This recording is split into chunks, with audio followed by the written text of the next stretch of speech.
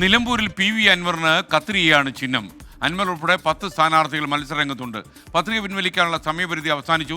തന്നെ കുടുക്കിയ നേതാക്കളെ കത്രിക പൂട്ടിടാനുള്ള അവസരമാണിതെന്നാണ് പി വി അൻവറിന്റെ പ്രതികരണം. നിലമ്പൂർ അംഗത്തിന് 10 പേർ.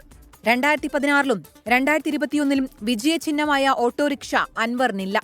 മുൻഗണനാക്രമത്തിൽ അൻവർ ആവശ്യപ്പെട്ട ആദ്യ ചിഹ്നം ഓട്ടോറിക്ഷയായിരുന്നു. കത്രികയും കപ്പും സോസറുമായിരുന്നു മുൻഗണനാ പട്ടികയിലെ മറ്റു ചിഹ്നങ്ങൾ. ഓട്ടോറിക്ഷ കേരള കോൺഗ്രസ് ജോസഫ് വിഭാഗം ചിഹ്നമായതിനാൽ ഓട്ടോറിക്ഷ നൽകാനാകില്ലെന്ന് മുഖ്യ വരണാധികാരി അറിയിച്ചതോടെ അൻവറിന്റെ അടയാളം കത്രികയായി. പ്രിഫറൻസ് ആണ് കത്രിക. അത് കിട്ടിയതിൽ വളരെ സന്തോഷമുണ്ട്. കാരണം ഈ തെരഞ്ഞെടുപ്പിലെ ഞാൻ ഇന്ന് നിങ്ങളുടെ മുന്നിൽ ഈ കോലത്തിൽ നിൽക്കേണ്ടി വന്നത് പിണറായിയും വി ഡി സതീശനും കൂടിയിട്ടുള്ള എന്നെ കത്രിക പൂട്ടിൽ കുടുക്കിയതാണ്.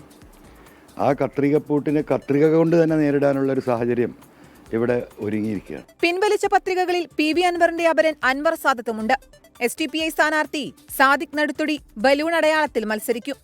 UDF സ്ഥാനാർത്ഥി ആര്യടൻ ഷൌക്കത്തിന് കൈപ്പത്തി, LDF-ലെ M സ്വരാജിന് അരിവാൾ ചുറ്റിക നക്ഷത്രം, NDA-യിലെ മോഹൻ ജോർജിന് താമര എന്നിവയാണ് ചിഹ്നങ്ങൾ. 24 നിലമ്പൂർ.